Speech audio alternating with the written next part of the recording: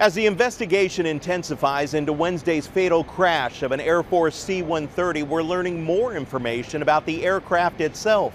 For one thing, it was more than 60 years old.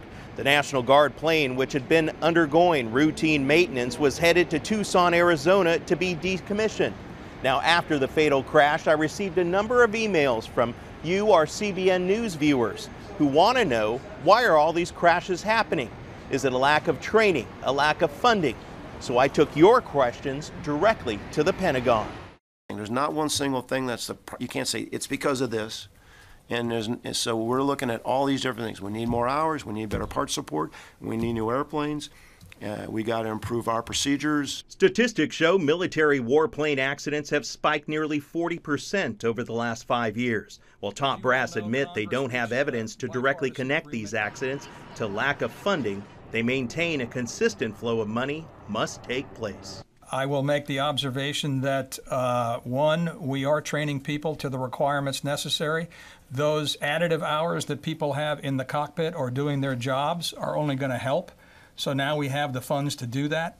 But that's kind of a brilliant flash of the obvious comment. I don't have data to give you a direct correlation. I think the funding is affecting the number of airplanes that are ready and the number of hours we can fly. So, you know, we've been at this. I mean, this just didn't happen overnight. General Neller says government shutdowns and temporary budget band-aids over the last 9 years has taken its toll on military readiness.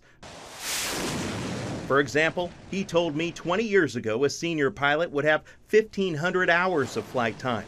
Today, that experience level for the same rank pilot is almost cut in half to around 800 hours. Still, the Navy's Chief of Operations made sure to point out strict regulations will be maintained. We have been adjusting flight hours. Those are back on the rise with the increased readiness, but we're not sending people into the air in aircraft or pilots that are unprepared for the missions that they take. One of the bright spots for the military is an increased defense budget of almost $700 million. While that should help improve both training and maintenance, Pentagon leaders want to remind the American public what they and the millions of American service members do is a dangerous business. Eric Rosales, CBN News, Washington.